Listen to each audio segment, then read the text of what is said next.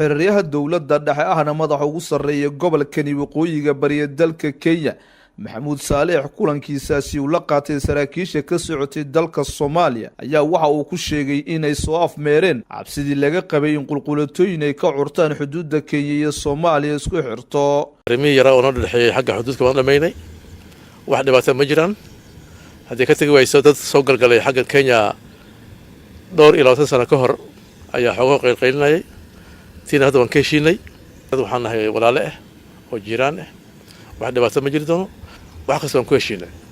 marka waxaan rabaa inaan u sheego reer Mandera iyo reer Bulaxawa walaaltinimadii hore inay ku joogaan qeylada iska dhaafo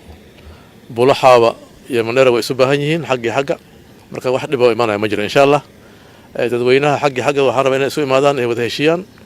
ay walaalnimada soo celiyaan. wasiir ku-xigeenka wasaaradda arrimaha gudaha maamulka Jubbaland Cabdiraxmaan Xuseen oo asaguna shirkaasi uga qayb galay dhanka Soomaaliya ayaa waxa uu sheegay in safgarad rasmi ah laga gaaray sidoo kale qaabka dowladda Soomaaliya iyo Kenya u wada qorsheynayaan darbiga dheer ee dowladda dalkani Kenya ay ka bilowday xuduudda Kenya iyo Soomaaliya isku xirto. waxaan hogaaminayaa wasiirka amniga dowlad goboleedka Jubbaland shirkaas wuxuu ku soo dhamaaday oo rabaa inaan ummadda Soomaaliyeed la wadaago guud ahaan gaar ahaan kuwa reegado gaar ahaan kuwa reer Balaxaawo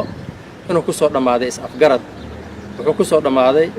in la joojiyo dhismihii socday oo ka socday borderka markii laga reebo shamiinto qoyan oo godad la qoday in lagu shubay la rabay in hadda lagu shubo labada maanta iyo birito la dhameystiro la waxeeyo bacdama shamiintada ay qoyan tahay waxaan rabaa ummadda reer Balaxaawo iyo ummadda reegado guud ahaan ummadda Soomaaliyeed inaan u sheegno xalka iyo qaabka loo wajihi doono borderka inuu yahay mid u yaala labada madaxweyne ee dalka madaxweyne Cabdullaahi Farmaajo iyo madaxweyne Uhuru